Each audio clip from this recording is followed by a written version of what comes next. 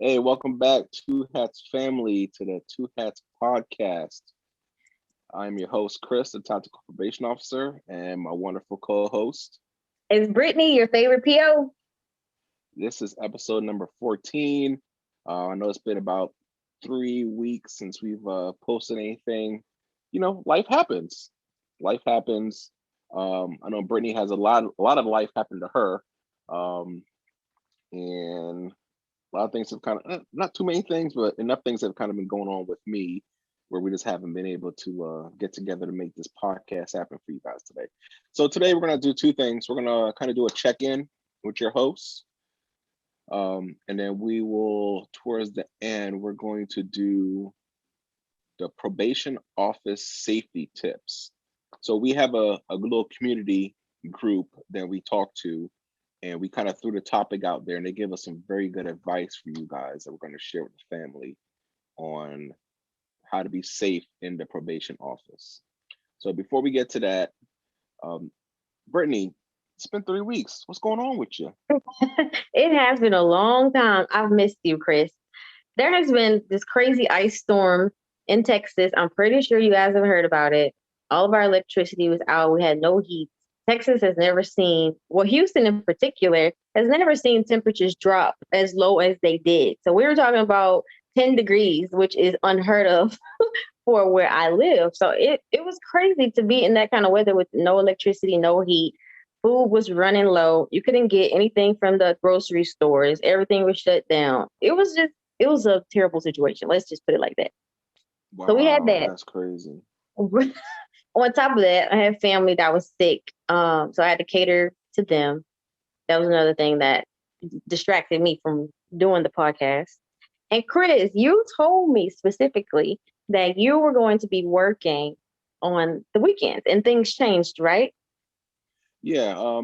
So we got tasked. My department got tasked with providing security for a COVID-19 vaccination site here in my county. Um, and then they had to rush through. They put a schedule together. It was all hands on deck. All officers had to sign up for different shifts to work security for the vaccination site.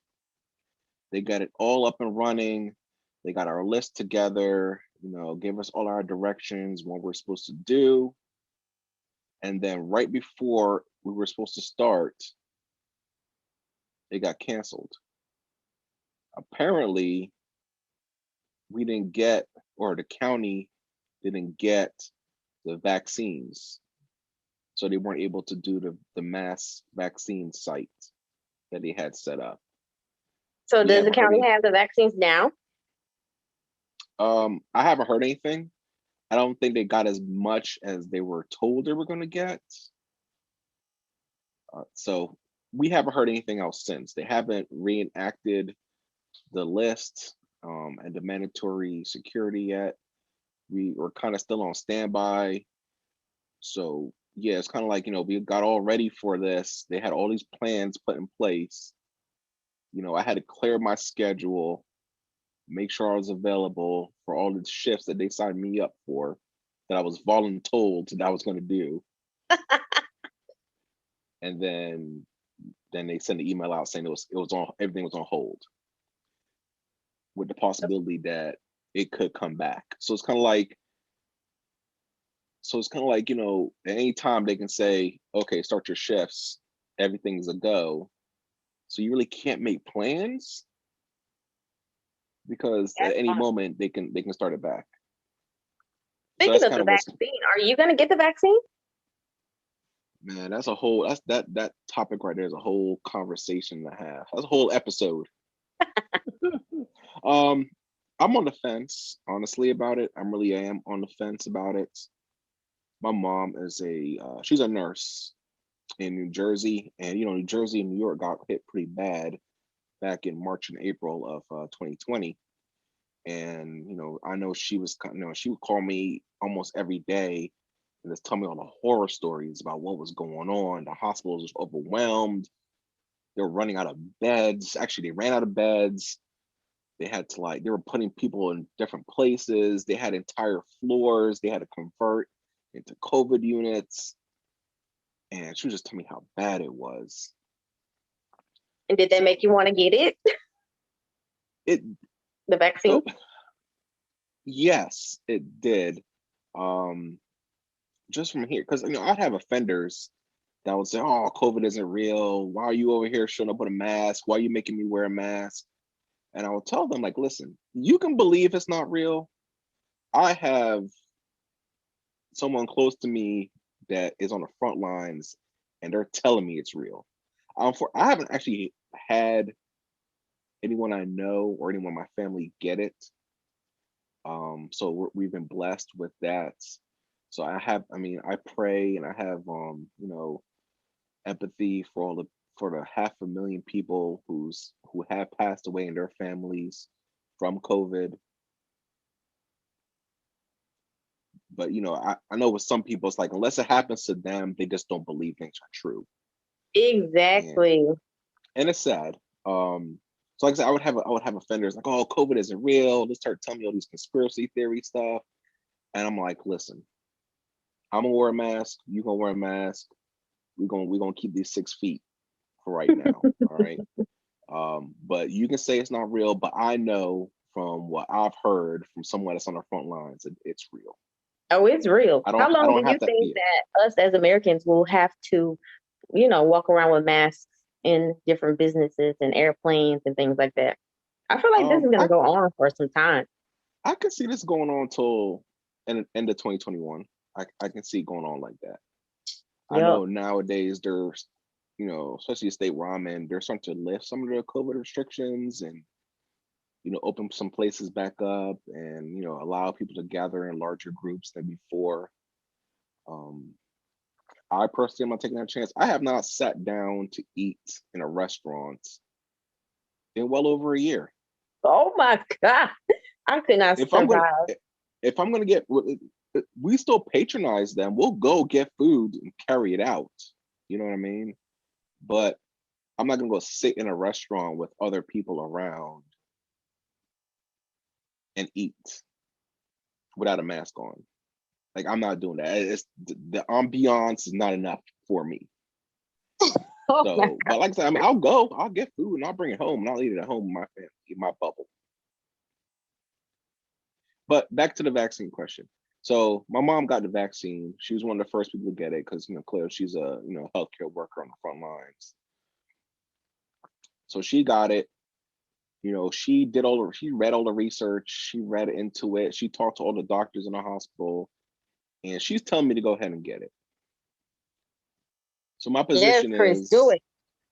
my position is if it's made of when it's available to me, whether if my department says, "Hey, listen, we're doing it on this day, show up," I will go get it. If it's a thing where I have to like go out of my way to get it, I don't know.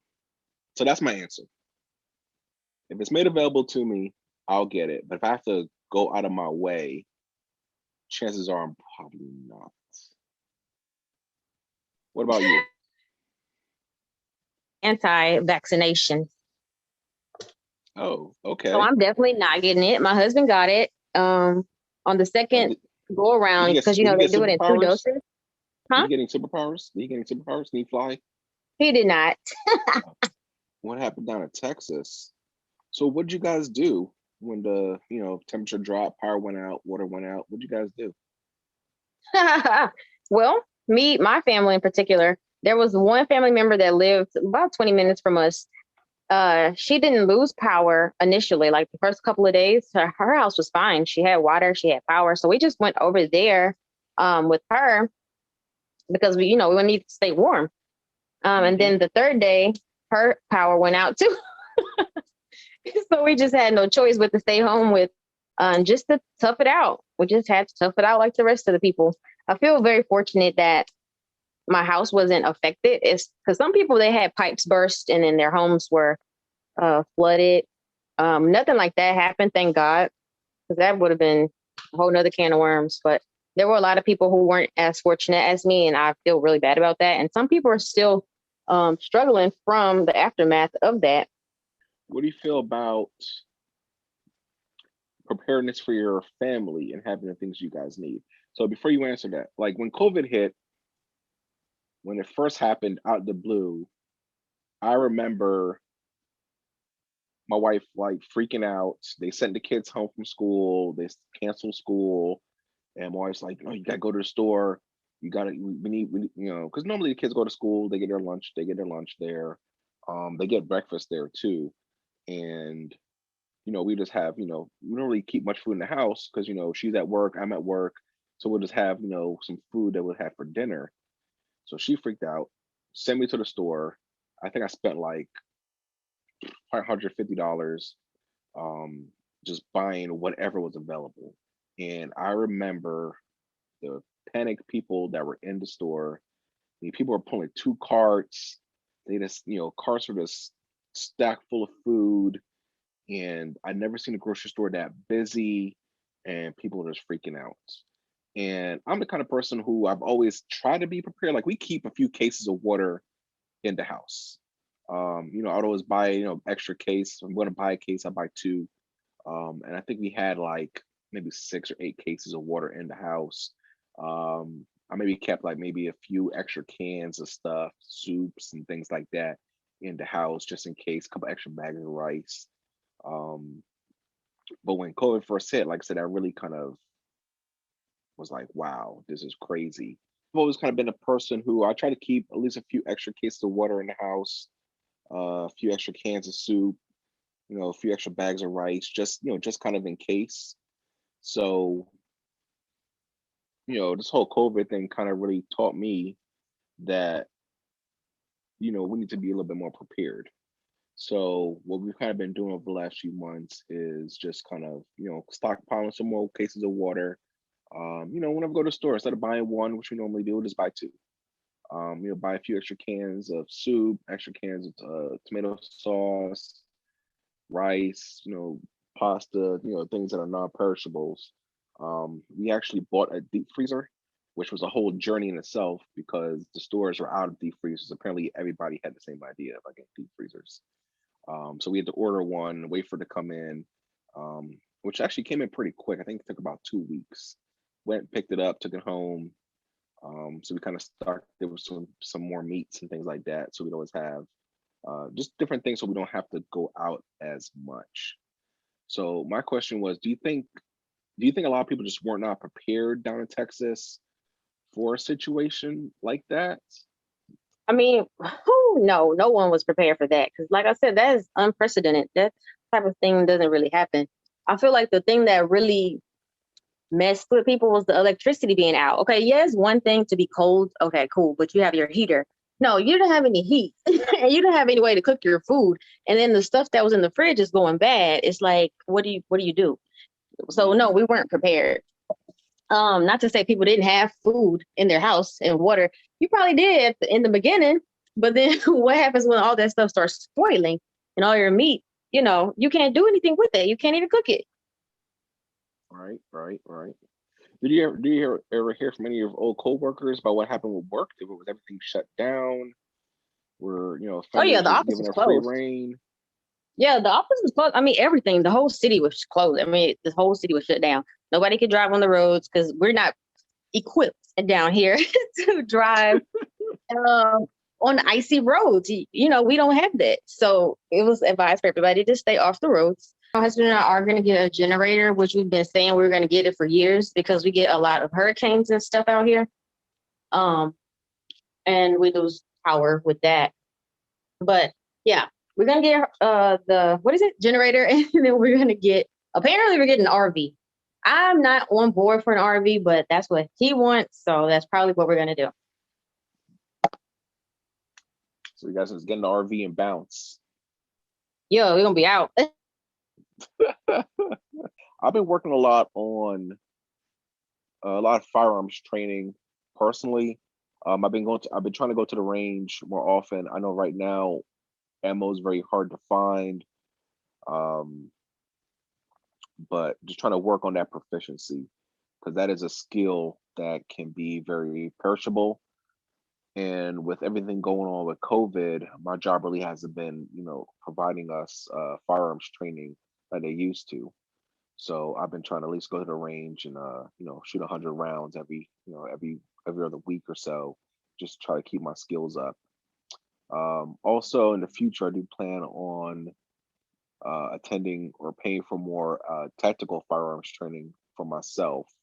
I actually did a course, I think I say back in November with a group, Alpha Wolf Tactical, and I did training with them and actually learned a lot in terms of, I've always been good with marksmanship. And I'm actually, when I was in PA, I was actually a certified firearms instructor.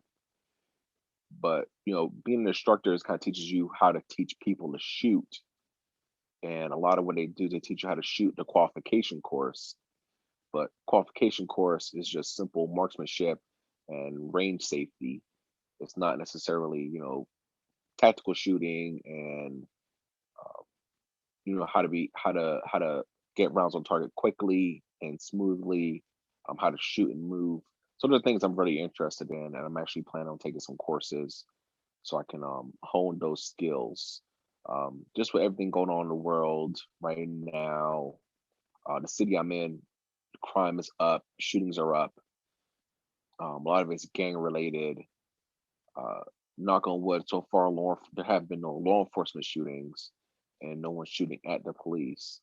But I can only tell it's a matter of time because these jokers out here, they're doing their shootings against other gang members, and then they're getting the high speed chases with the cops, and it's only a matter of time before things get bad. So I'm just trying to get myself prepared because in reality, this is for all officers. When you're out there, trust me, the criminal element, they don't care that you're a PO, they don't care that you're a cop. They just look at you as on that side of the line. So definitely make sure you're prepared. Make sure if you're wearing your gun. Make sure you have your duty equipment. Make sure you have your body armor. Just make sure you guys are safe out there. If if you don't have to wear your badge and stuff, and identify yourself as a probation officer, just don't do it.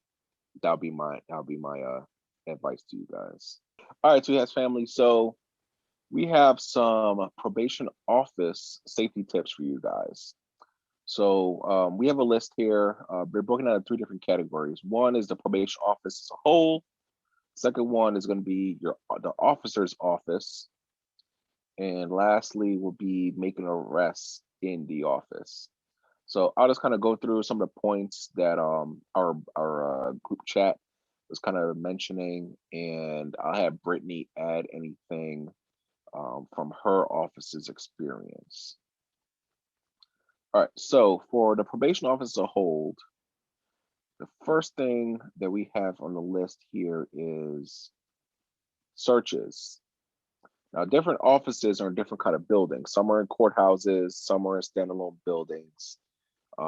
Like personally, my office is in a courthouse. So when offenders come to see me, they have to go through a metal detectors and the sheriff deputies check them.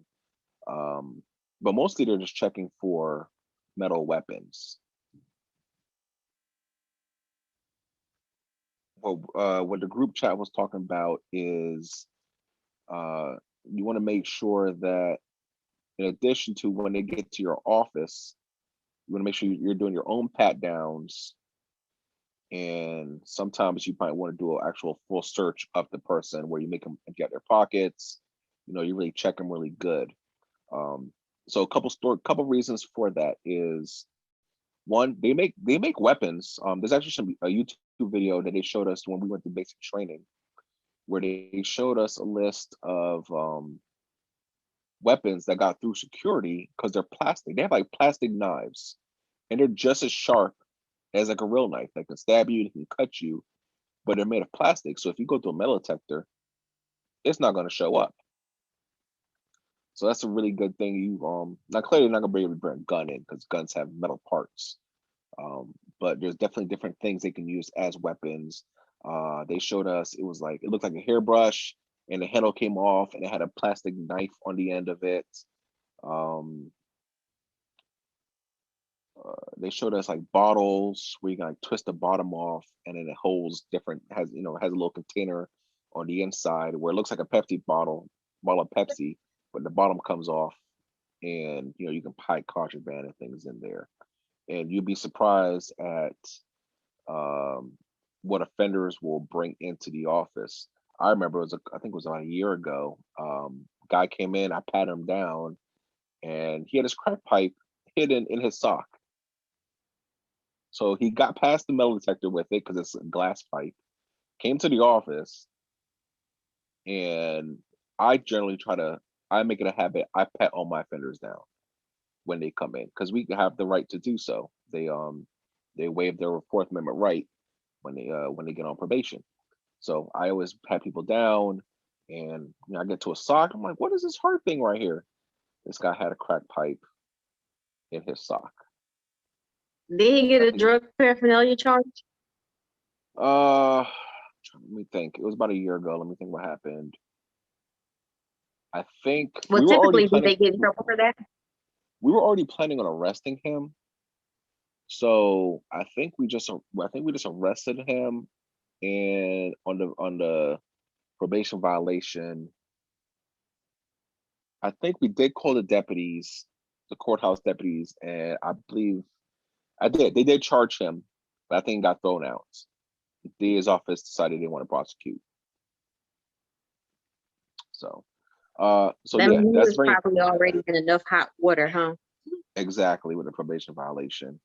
Um Yeah. yeah. Plus I didn't know if they need to like, check it for residue and to send the residue to the lab, if that was going to take more time. So they just went ahead and, like I said, the deputies charged him with paraphernalia, but the DA's office threw it out. And I can't remember what happened to him. I think he might have got revoked. Yeah, I think he got revoked. I think that's Mm. what happened. So every Yeah. single person that comes in to see you, you have to pat them down. We don't have to. Oh, okay, okay, okay. We can, and they recommend that we do it randomly. I just do everybody. I just do everybody because you just never know. Now, You do just they don't know. train you on how to pat someone down in the office, or you just do what you think you Yes. should do? Well, when we go through basic training, they teach us how to do searches of a person. So Basic we use training. You had like the training academy to become a yeah, PO?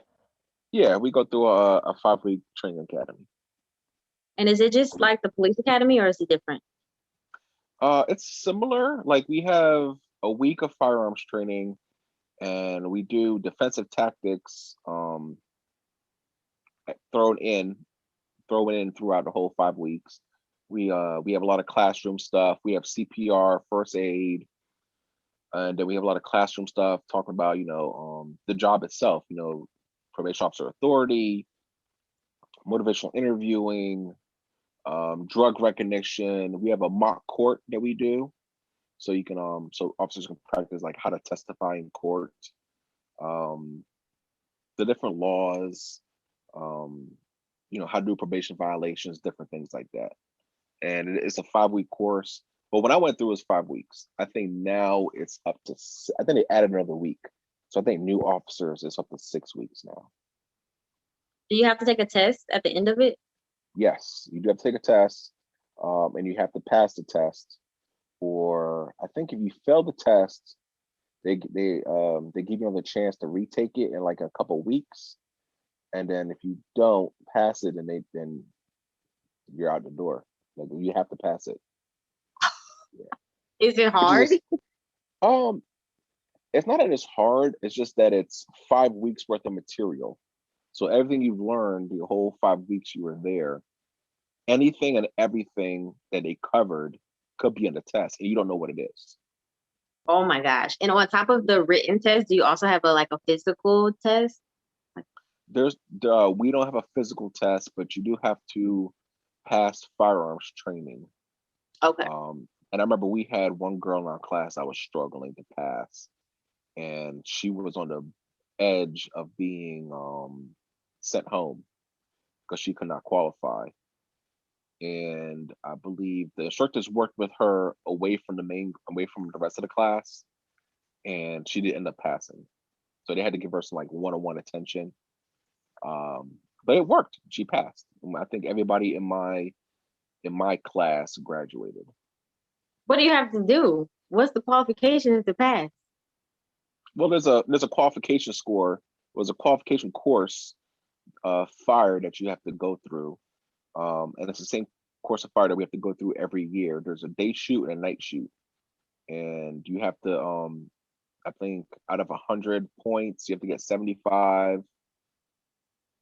to pass. What are you doing? Just hitting the target?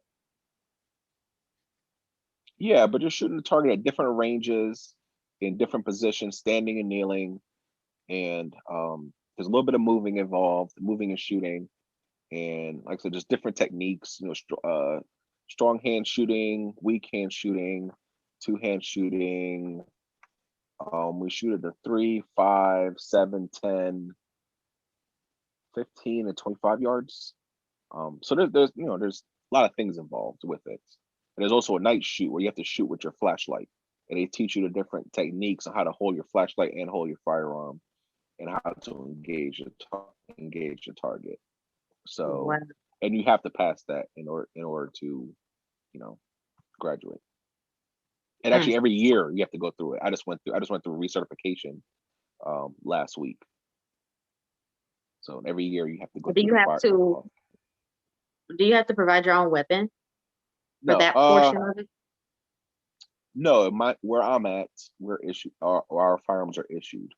When I worked in PA as a juvenile officer, the department issued our firearms. In my county, the county above us, Allegheny County, where Pittsburgh is, they have to buy their own guns. I think they give them like a list and say you can buy any gun on this list.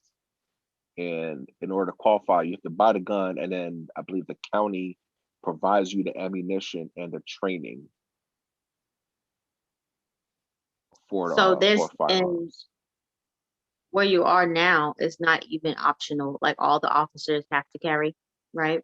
That is correct. Everyone has to be qualified to carry a firearm.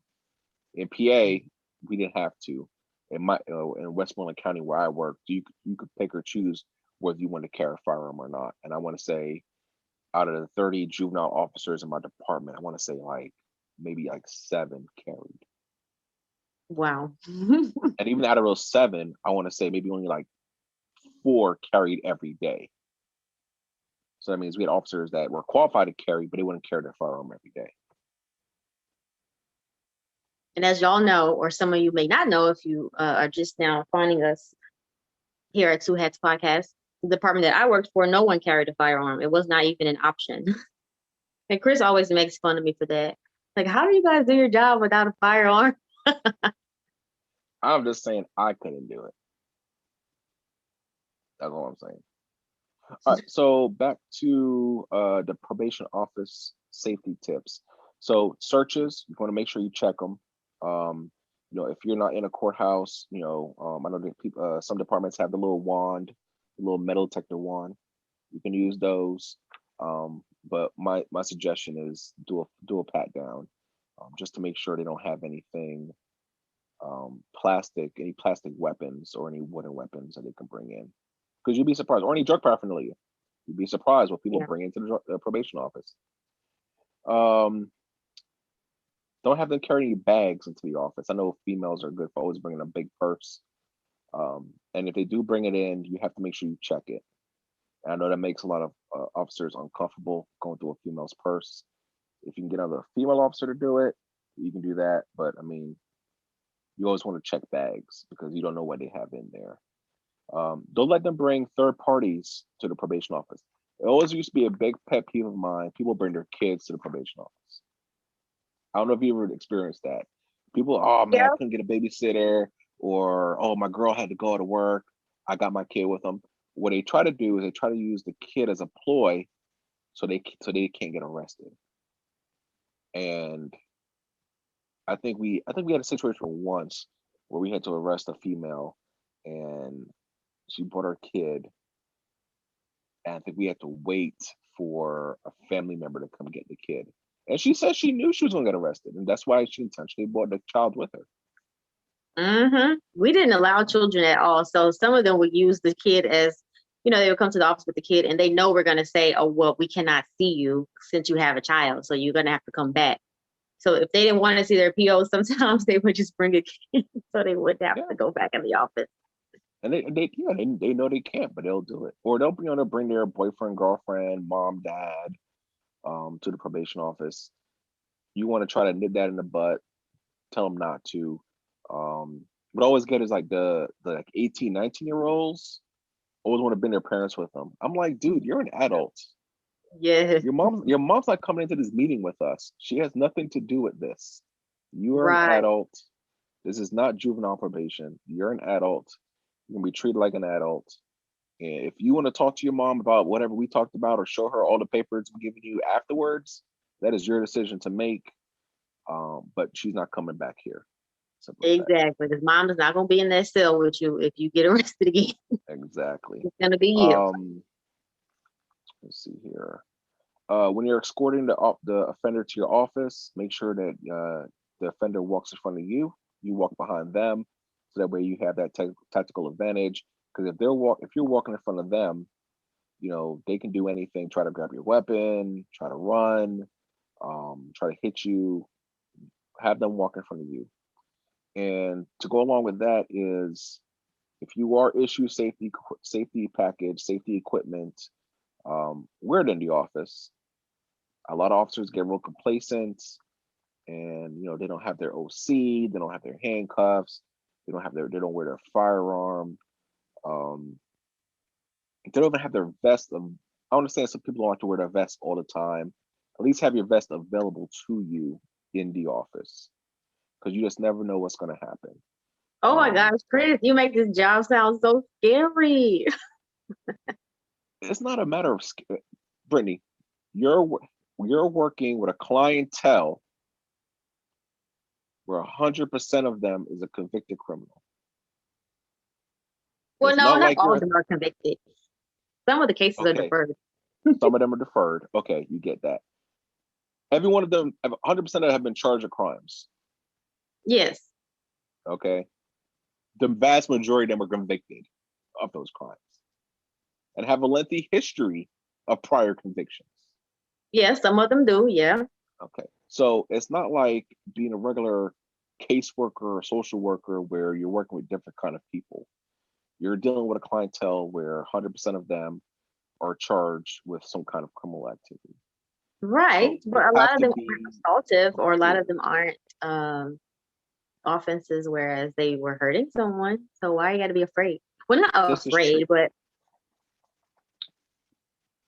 it's not a fear thing. It's a preparedness thing. It just seems kind of crazy to me because, as you know, we didn't do any of that in my office. So when you talk about it, it seems like something out of a movie. Well, I think the main difference and the part where it adds, certainty towards my position as opposed to your position where your department was, is 3 words: power of arrest. My department, we have the power of arrest. It's different when the offender knows that you really can't do anything to them. Right. They're coming to see you. They're coming to see you, Brittany, and they know you're not going to arrest them. If you're going to arrest them, you have to get a warrant, get the sheriffs to come looking for them. Whereas opposed to, we have that power of arrest. We are considered law enforcement officers in my state. And we can, when you have that ability to take someone's freedom, things can happen. A lot of people pop off. Don't take that well. Yes, exactly. So that is the big thing. And like I said, that's the number 3 topic that we got some tips on about how to make arrests in the office. That's, I think, the main difference. Nice. That's a good segue. So tell us about that safety when making arrests. All right. So it's always safer to make the arrest. If you're going to arrest an offender for probation violations, it's always better and safer to do it in your office as opposed to going to their home to do it. That's just a fact. Because in their home, you're on their turf. They have all the advantages. If they have any weapons, they know where it is, you don't. all the third parties, all their family members or friends or whatever that are in that environment, that's towards their advantage. So it's always safer to do arrests in the office. So that's the first tip. Second thing is, if you're going to make an arrest in the office, you want to have several officers aware. You want to have all the officers aware that you're making the arrest, and you want to have at least several officers available to assist. So when you bring them back and you're trying to do that arrest, you want to make sure that they can see that there's 2, 3, 4, 5 other officers there. So that makes it less likely that they will try to resist, fight, or flee. Second thing is you want to make your arrest quick, and you want to make it out of the sight of others. So if you have like a lobby area, you don't arrest somebody in the lobby. Take them back into the secure area of the office, either in your office or into a hallway, and you make the arrest there and you make it quickly. You don't try to engage with the offender about a long conversation about what they did wrong and why you're arresting them. Take them back there, turn around, put your hands behind your back. You're under arrest for violation of your probation. Get them in handcuffs. Once they're in handcuffs and they're secured and you search them, that's when you can say, okay, I'm violating you for this, this, and this, and this. 99% of the time, the offender already knows or has a suspicious feeling that they're going to be arrested. They've known that they've been testing positive. They know they picked up some new charges. They know they haven't been coming to your appointments. They know they haven't, there's a big question mark about where they're living at where you're telling them what they told you they're living at. So make the arrest quick, then you can discuss the violation down the road. But like I said, most of the time, the offenders already know or have a suspicious feeling that they're going to be arrested. And then if you're aware that the officer has warrants for new charges that have been issued by police or the sheriff's office, get them involved, let them know that the offender is scheduled to come in, have a police officer or deputy in the office, in your probation office, not necessarily in your office, but maybe in an office next door. So when you bring the offender in, then they can come and serve it. It's a safer for all the parties involved, safer for you, safer for the offender, and safer for the police. You got any tips on that? Because I know that's what you do when you have to make arrests in the office. Yeah, when someone was going to get arrested, we would have to close all of the office doors, like, because every officer has their own office. So we would have to close all the doors and let everybody know that there's about to be an arrest made, so no one would just come out and kind of interfere. And then when the officer showed up to arrest them, the police officer, that is, not the probation officer, when they came to arrest them, we would stand there and wait for the execution of that. So we wouldn't leave there. We wouldn't leave from near the offender until they were cuffed and walking out the door. So we just had to stand there and wait and watch. It's kind of weird. So if something happened, they were resisting or whatever, we would have to, talk about that in a possible revocation hearing. Does that make sense?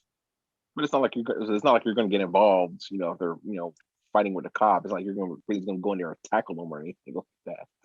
Definitely not. But it's just to be a witness to something that goes down. If exactly. So you can tell the judge, hey, when they were arrested, they started fighting with the cop in my office. Mm-hmm. All right, the last Another topic, thing is that we never. Oh, sorry. Another thing is that if, say, for instance, I had an offender that needed to be arrested, I wouldn't be the one to call that offender back. I would have another officer do that.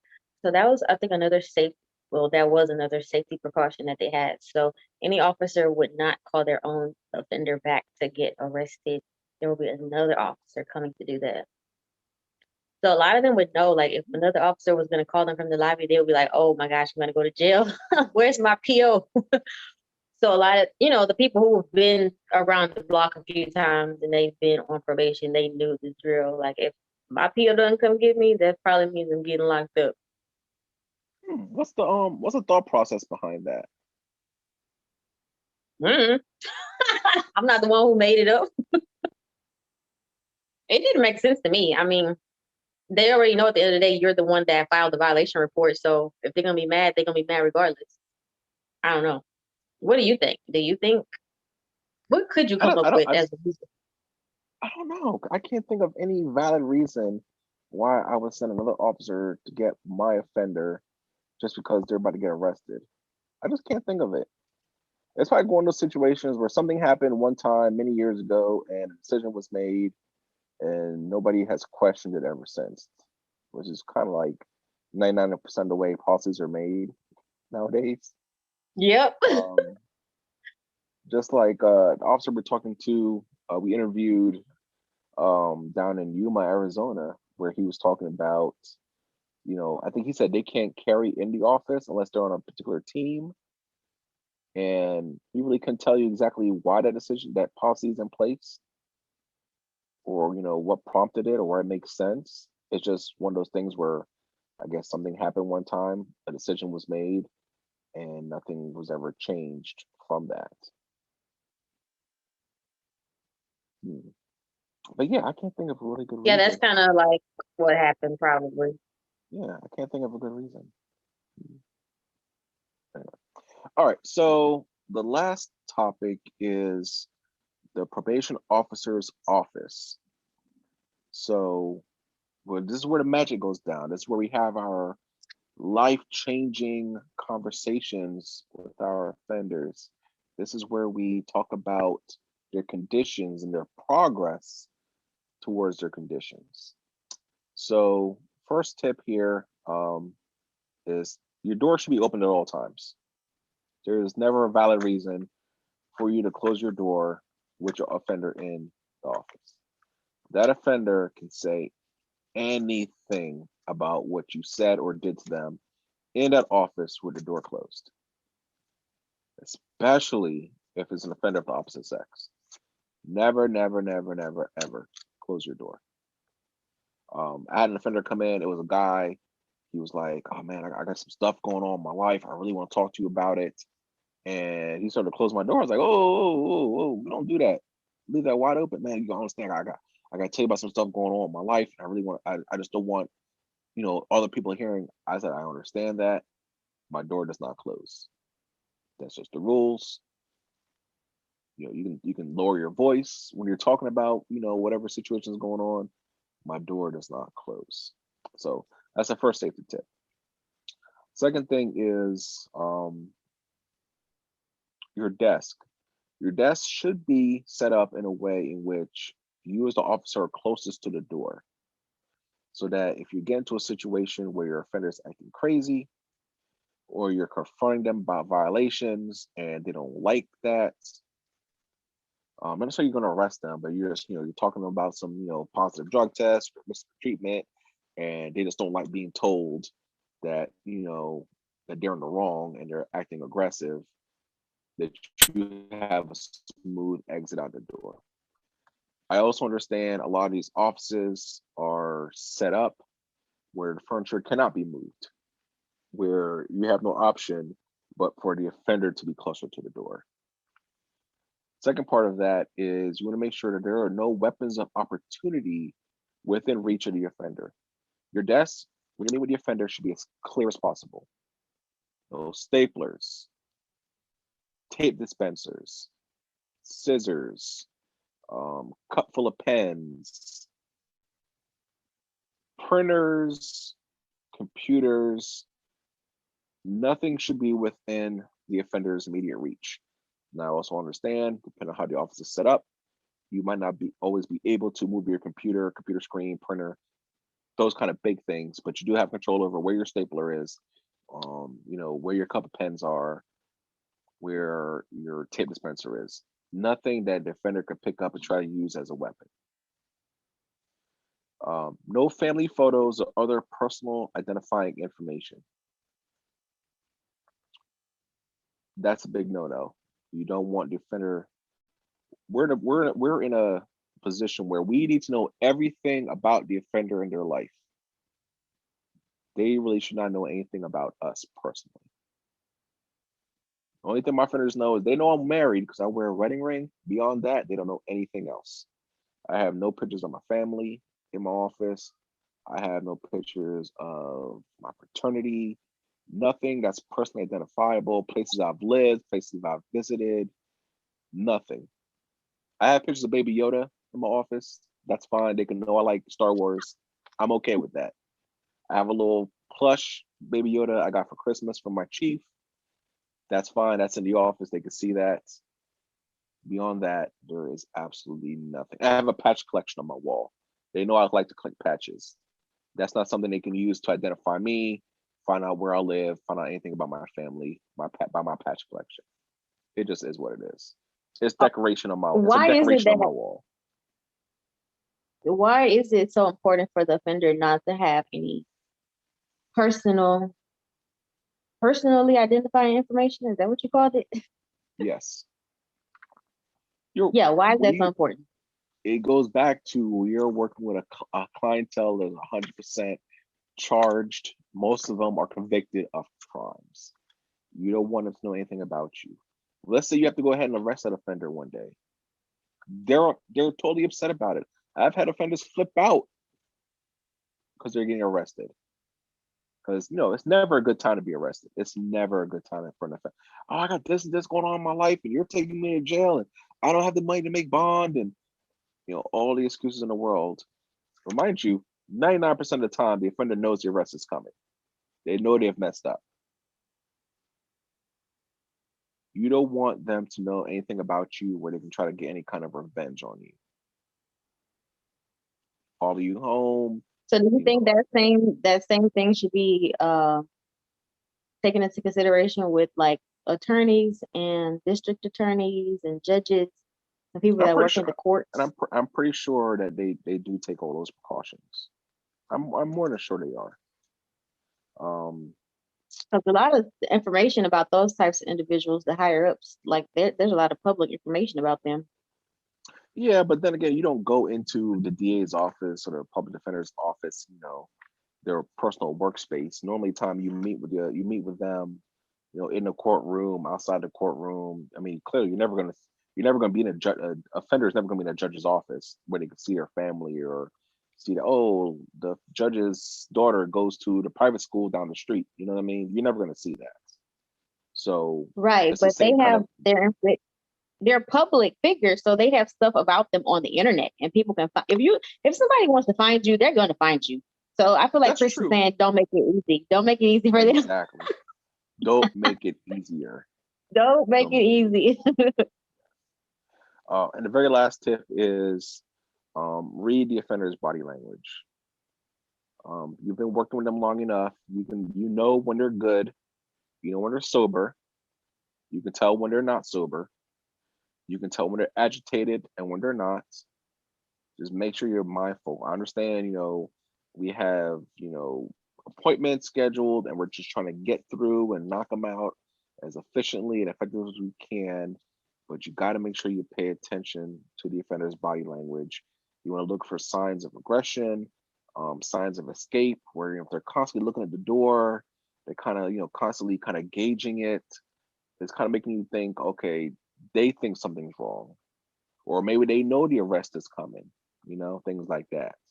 So definitely make sure you pay attention to their body language. Now, most of your job is meeting with offenders in the office. So do you have any other tips that we missed, or from your experience with working down, having them come into the office? Anything else that you can think of? No, that really covered everything. Like those 5 tips. Well, that was 5 tips, right? It really Uh, covered. Here's about 5 tips just for the office. The officer's office. About 5 tips. Yeah. And I mean, if I were to add anything, it would just be to remain on on point, I would say, when you're in the office. So a lot of officers, you have this nice desk chair. You might be wanting to lean back and talk to the offender all comfortable. No, this is not a situation where it should be like that. You need to be in a position where if something does happen, you don't have to you're pretty much ready to react, kinda. Agreed. You will have some Agreed. officers that, you look like you and your homie are just in there chilling. No, that's not what it should be. No, you're there to conduct business. You're there to have a professional relationship with this offender. You were there to address their court order conditions. enforce those court order conditions, and if need be, file a violation and issue a warrant if you're Brittany, or most likely make the arrest if you have the power of arrest. But you should not be in there lollygagging and have a chit chat conversation with the offender. Be on No, point. always be ready. Be specific with what you're talking to them about. Make sure you're paying attention to the officer. I mean, I when I'm doing my office interviews, I am typing while I'm talking. I have that ability to do it. My screen is off to the side. I can see my screen. I can see the offender. They're both in my vision. I just don't have the time to come back and put the notes in later. Plus, I know I'll probably forget half the things they said. So that's very important that you're able to keep an eye on your computer and on the offender at the same time. Right. So that's what we have for you guys today. We hope you enjoyed this episode. Checked in with us. There's a lot of things going on. We talked a little bit about preparedness. We talked about office safety. So definitely for new officers, make sure you pay attention to those tips. Talk to veteran officers in your office. Get tips from them. Find out how things are done in your office. See if any of the tips that we offered are things that you guys can implement in your own office.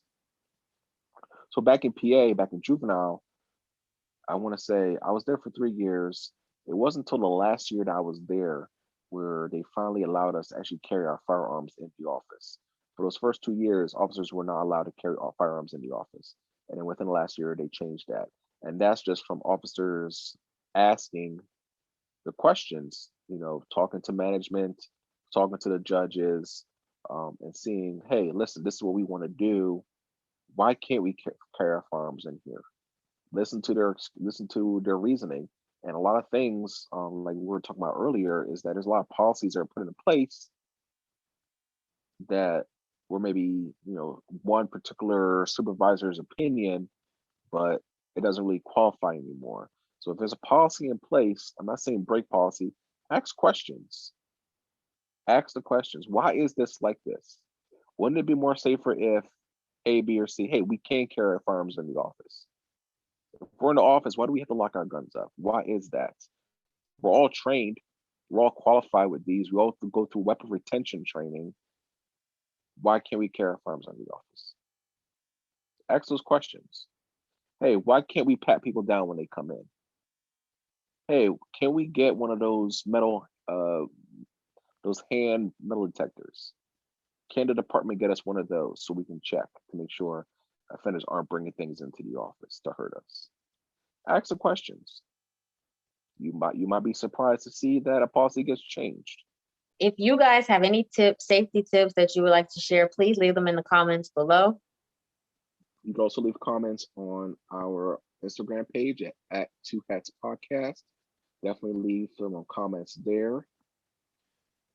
You can DM us also if you have any questions or if there's anything that you want to add or share to the podcast. We're always looking for feedback from you guys because this is what we do. This is why we do it. We want to support the community corrections, community supervision, probation, parole, pretrial services community because we don't have that support out there. There are tons of law enforcement podcasts. There are tons of police officer pages and support groups and things like that, but they don't really have it for us. So we got to support us. That's right. Definitely. Leave your comments below. Help us grow. Tell your co-workers. Tell your friends that are looking to get into probation and parole to come check us out. We are on Anchor FM, YouTube, Spotify, Google Podcast, and Apple Podcasts, right? No, we're not on Apple yet.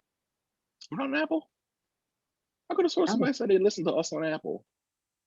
Yeah, one of somebody commented they listened to us on Apple. I don't know about that, Chris. Hey guys, if we're on Apple, leave a comment below. Let us know.